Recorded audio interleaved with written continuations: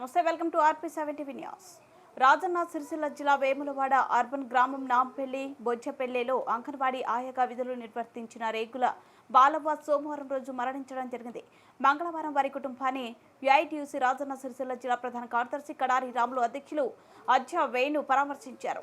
ఈ సందర్భంగా వారు మాట్లాడుతూ తమ యూనియన్ నాయకులు గతంలో ఎన్నోసార్లు అంగన్వాడీ సిబ్బందిని ప్రభుత్వ ఉద్యోగులుగా గుర్తించి వారు ఎదుర్కొంటున్న సమస్యలపైన ధర్నాలు చేసి ఎన్నో దరఖాస్తులు ఇచ్చినప్పటికీ ప్రభుత్వం స్పందించకపోవడం దారుణమని, వారికి రిటైర్మెంట్ బెనిఫిట్స్ క్రింద అంగన్వాడీ టీచర్లకు 2 లక్షల ఆయాకు లక్షలు ఇవ్వాలని, ప్రమాద బీమా కల్పించాలని గతంలో పలుమార్లు ప్రభుత్వాన్ని ఎన్నోసార్లు డిమాండ్ చేసిన స్పందన లేదని, కాంగ్రెస్ ప్రభుత్వమైన వాళ్ళ డిమాండ్స్ పరిష్కరించాలని డిమాండ్ చేశారు.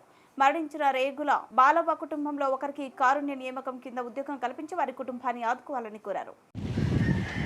రాజన్న సిరిసిల్ల జిల్లా వేములవాడ నియోజకవర్గం అర్బన్ మండలం ఈ నాంపల్లి గ్రామంలో బుజ్జపల్లెలో రేగుల బాలవ్వ అనే మన అంగన్వాడీ హాయమ్మ నిన్న చనిపోవడం జరిగింది. ప్రధానంగా ఇలా చూసుకున్నట్టుంటే గతంలో 22 రోజులు ధర్నాలు చేసి వాళ్ళ ఒక హక్కుల మీద పోరాటం చేసినటువంటి పరిస్థితి జరిగింది. ప్రధానంగా చూస్తే చాలామంది పెద్ద మనుషులు అయ్యారు, చదివిన వాళ్ళు ఉన్నారు, వాళ్ళకి సంబంధించిన వాళ్ళు చదివిన వాళ్ళకు కూడా ఉద్యోగాలు ఇవ్వాలనేది కూడా గత ప్రభుత్వం దృష్టికి తీసుకెళ్ళడం జరిగింది. కానీ ఇప్పటి వరకు ఎలాంటి స్పందన లేదు. ఈ ప్రభుత్వాన్ని, కాంగ్రెస్ ప్రభుత్వాన్ని కోరుతా ఉన్నాం. ఇలా వాళ్ళ ఒక సీనియారిటీ బట్టి పెద్ద మనుషులు అయ్యారు, వాళ్ళని రిటైర్ చేయాలని కూడా గతంలో చెప్పినాం.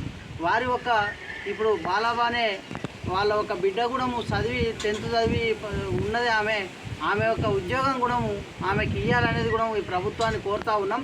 ప్రధానంగా చూసుకున్నట్టుంటే మేము గత సంవత్సరంలో ధర్నా చేసి 22 రోజులు ధర్నా చేసి మేము బీఆర్ఎస్ పార్టీకి కూడా ఎన్నో దరఖాస్తులు పెట్టినప్పటికీ కాంగ్రెస్ ప్రభుత్వం మెయిన్ ఫెస్టివల్లో పెట్టిన ప్రకారంగా ఇలా ఉద్యోగ భద్రత, ఉద్యోగాలు కల్పించాలనేది కూడా ఈ సందర్భంగా కోరుతా ఉన్నాం. వాళ్ళకు ప్రధాన డిమాండ్ ఏంటంటే అప్పుడు కూడా రిటైర్మెంట్ బెనిఫిట్స్ ఆయాకు 1 లక్ష రూపాయలు, టీచర్కు 2 లక్షలు ఇవ్వాలనే డిమాండ్ మీద కూడా గతంలో ధర్నా చేయడం జరిగింది.